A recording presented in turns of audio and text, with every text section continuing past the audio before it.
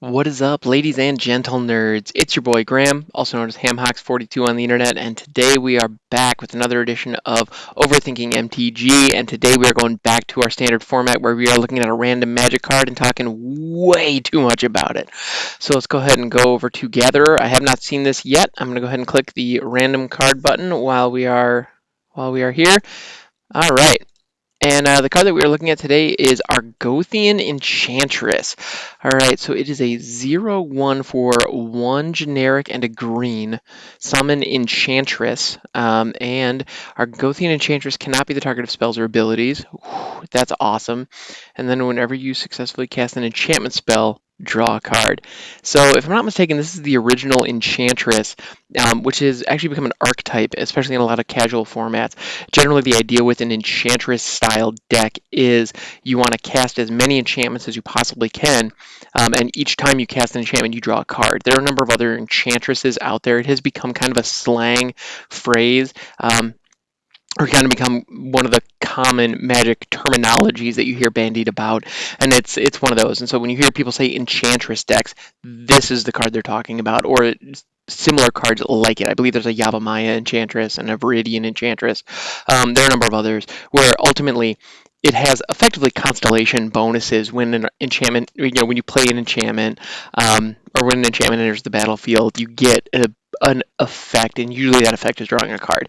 And that actually, one of the major benefits of that, one of the biggest bonuses there, is that it allows you to um, it mitigates the risk of a lot of enchantments that are out there, especially auras, because the biggest issue that comes up with auras is that if I take something like an unholy strength, which is just it's an aura that just costs one black, and the enchanted creature gets +2/+1. It's just one of those kind of older ones that you see in like some starter sets. Um, it's just kind of like this is how auras work, or this is how enchant creatures work. If you're going, the terminology back in the day, so it's just kind of a generic like you put this on the thing gets better, yay! But then if you that thing gets removed, you now lose both the creature and the aura, and you don't get any benefit from those. And you're down two cards, and your opponent only had to use one. Well, the Argothian Enchantress here mitigates that risk by putting an additional card in your hand every single time you cast an aura.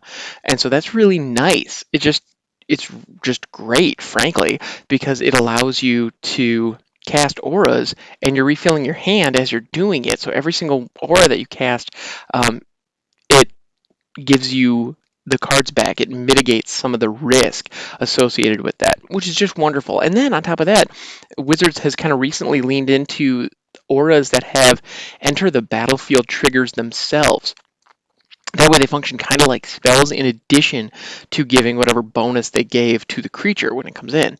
So actually this whole series, the aspect cycle, like aspect of the Manticore, for example, or aspect of Lamprey, like those cards have like really impressive enter the battlefield triggers that are actually the main reason you'd use the card, frankly. But then they give a little bonus to the stat line on the creature as well. So they're you get the meat, the main value of that card when it hits the battlefield, and then you get like an extra little bonus that it gets to stick around. Meanwhile, with old school auras, they're almost exclusively designed to just buff a creature, or give a creature some kind of unique ability or some kind of unique effect, whether that's positive or negative, because we have a lot of examples, things like pacifism, which is just removal on an aura, and then but the problem is that could get blown up and then all of a sudden you're out the removal. But anyway, all that is to say, Enchantress is an archetype for a reason. It is a style that is out there because, frankly, this card freaking rules. It's very, very good. It's very, very strong. And it's just awesome. So there are a couple of things about this card that I think are just phenomenal design. So whenever you successfully cast an enchantment spell, draw a card. Like I was saying, it's so good. Um, oh, and actually looking at it, so the updated rules text. So the older text says whenever you successfully cast an enchantment spell, and I would have assumed that the way that that would be updated is when an enchantment you control enters the battlefield, or when an enchantment enters the battlefield under your control. Because when I hear successfully cast, that's what I assume, meaning that I cast it, it didn't get countered, the spell has resolved, it's entered the battlefield. That's what I assume. That's not actually how it's worded, though. The updated Oracle text is whenever you cast an enchantment spell, draw a card. So regardless of whether or not that spell gets countered on the stack, you still get to draw that card. Just lovely. Just mwah, that's fantastic. Also, the fact that she drops for 2.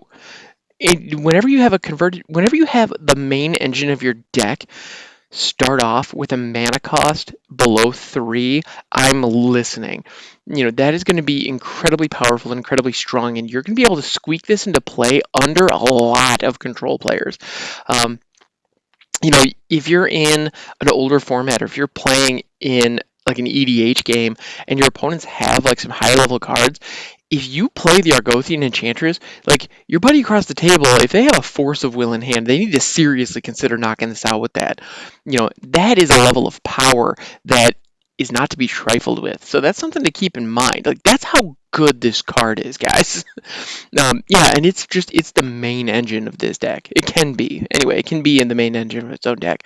But then the other amazing thing about this, so it's a 0/1 for 2, which is great because the stat line needs to be competitive and comparable to the mana costs. And when you get an ability this good, if they put this on like a 3/3 body, this would cost 5, because it would just have to in order to justify that. And at that point, you're not in a competitive zone. That would suffer from what I like to call the Borborygmos problem, where it's a setup piece that you can't get down until late in the game. It doesn't work well. And when I say Borborygmos, I'm not referring to Borborygmos in Rage. That card rules. I'm referring to just good old-fashioned Borborygmos from Dissension. That card it doesn't rule. Trust me, I've tried building decks around it. It just doesn't work. But the Argothian Enchantress doesn't fall into any of those traps. It's a setup piece that is a value engine all on one freaking card, as long as you have the right pieces around it. And it drops on turn 2. And the best part about it is it has Shroud. It cannot be the target of spells or abilities. So once it's on the battlefield, even at 0/1, this thing is really hard to remove. That's lovely. Now, any Wrath effect is going to just absolutely blow this thing up, including something as simple as nausea, where like all creatures get -1/-1. Like that would kill this because its toughness is only 1 and its power is just straight up 0. So that's not great. Like so, it is a very squishy body. However, that's the value you get out of it is there. It's all there. The other thing about it, this is actually an interesting case because it has Shroud, not Hexproof. Hexproof is the modern version that you see a lot, where it's not able to be targeted by spells or abilities your opponents control, but you can target it all day. Argothian Enchantress actually is in an interesting spot because it has Shroud, which is kind of the OG hexproof, it's not able to be targeted by anybody, and that includes you. So if you have a bunch of auras in hand and you want to play them, you actually can't put them on Argothian Enchantress, which is going to make buffing up her stat line a lot harder, because all of a sudden you can't just staple a Darksteel plate onto her and just call it a day, or like an Eldrazi conscription or a classification or any one of these effects that just make the body bigger so that she'd be tougher to remove. You can't do any of those with her, so that's an issue. That's something to consider for sure. Yeah, in general, actually, there's an interesting debate between Shroud and Hexproof, and I gotta say, I lean to the side of Shroud from a gameplay perspective. Don't get me wrong, as a player, I want my creature to have Hexproof. I don't want to have my creature to have Shroud, because Hexproof is unquestionably like head and shoulders better, like by a mile from the player's perspective. But I think from the gameplay perspective, Shroud is self-balancing in a way that Hexproof is not, and so I like that. Although Wizards has, to their credit, in recent sets, they seem to have valued hexproof appropriately. There are cards at 1, 2, 3 that can give trample, that can give first strikes temporarily, that can give death touch, lifelink, menace, all that stuff is kind of freely bandied about where, you can add them at a relatively low cost pretty easily. And with Ikoria, you can even put them on freaking counters and just hand them to stuff. However, Shroud is almost completely gone. It's just not being developed anymore. They've just moved like everything over to hexproof. But looking at Ikoria as kind of a case study, if you look at it, there's only two cards that actually have the potential to have hexproof on them, maybe three. There might be one I'm missing, but one is Crystalline Golem, which every turn you randomly put 1 of 10 counters on it. Which, incidentally, I want to point out that officially Wizards does not print anything in black border that requires a die roll. But they have a golem in this set that requires you to randomly select 1 of 10 things. I'm just going to go ahead and I'm just going to set that right there and let you think about it. But one of those things that it could land on is hexproof. And so, like, if you drop that on turn 3 and it gets hexproof on the first turn, you're golden. That thing is not going anywhere. You can mutate and enchant it for days. You can do all kinds of nonsense with it. It's great. But there's there's only a 1 in 10 chance that's actually going to happen. Meanwhile, the other creature that you can guarantee has hexproof costs 6 to put down, and you get a 3/6 body for it. And you either get flying or hexproof. So yeah, you can force hexproof onto something, but you're not going to get it till turn 6.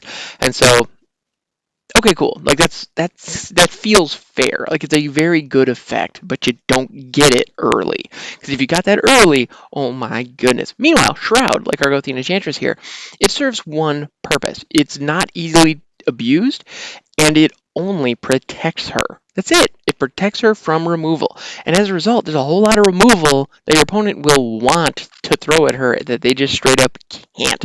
And that's pretty freaking sweet. Yeah, anything that targets. So shocks, lightning bolts, freaking terror, like dark banishing, any of those. And yes, I said dark banishing, not doomblade, because I'm old. But yeah, anyway, Doomblade, Path to Exile, Source to Plowshares, you name it. If it targets, it's not touching her. And that's just so cool. And I wouldn't be surprised if there are people who are just sitting there with Prodigal Sorcerers on board, just being like so angry at that Shroud. Like, I just want to ping it. Why can't I just ping it? Ah! Yeah, anyway.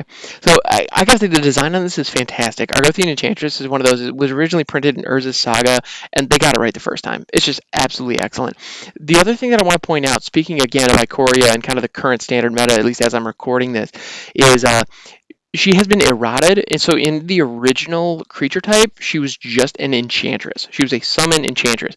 Now she is a creature human druid. And I want to point that out for a couple of reasons. One, as a human, she is an illegal mutate target. That said, she has Shroud, so you can't actually target her with this stuff anyway. But if there was some situation in which you were able to remove Shroud from her, you still could not mutate onto her because she is technically a human. So that's something to keep in mind. It's not super relevant. Also, she's a druid, and I know a druid is one of those creature types that they just kind of sprinkle in from time to time, so there is some synergy for it. And like, if you want to be that guy who has the druid EDH deck, you could. There's some, there are enough of them out there, and there's enough support, so that's something. Like, so she's got a little bit of tribal synergies potentially, so that's neat. But in the end, she's a build around kind of engine, and if you're gonna be putting her in your deck, you're gonna be building it around enchantments, and you should, because drawing cards is awesome. That's the other thing. If you're a newer player and you're wondering which is more powerful, drawing a card or doing most other things, it's usually drawing a card. Drawing a card doesn't feel like a powerful move until you've played the game a little while and you realize just how big of a deal it is. And you really respect that when you or your opponent has stopped drawing cards. When in a situation where you run out of gas and you're living off the top of your library, a card that says draw 2 cards on it, like drawing a divination late game feels really, really good. So drawing cards is phenomenal, and if you can get a 2-drop engine that can draw you a whole mess of cards throughout the course of the game, you want it. It's very, very, very good, and it's better than it reads. I promise. And I mean, veteran players, look, of course, this thing's great. You've probably seen it, in action, or effects like it that just force card draw over and over and over again. You hate to see that on the other side of the board because they're just going to overrun you with advantage and all the options. Because the thing, when you have more cards in hand, you have more options. There are more situations that you can work with. And yeah, whoever has the most options, a lot of the time ends up winning the game. So yeah, this has been super cool. Thank you so much for hanging out. As always, you can get this show wherever you get your podcasts, as well as over on YouTube. And you can check me out on Twitch, twitch.tv/hamhocks42. I'm over there quite a bit streaming Magic the Gathering Arena, having a good old time. So thank you so much for hanging out, as always. And I will catch you next time.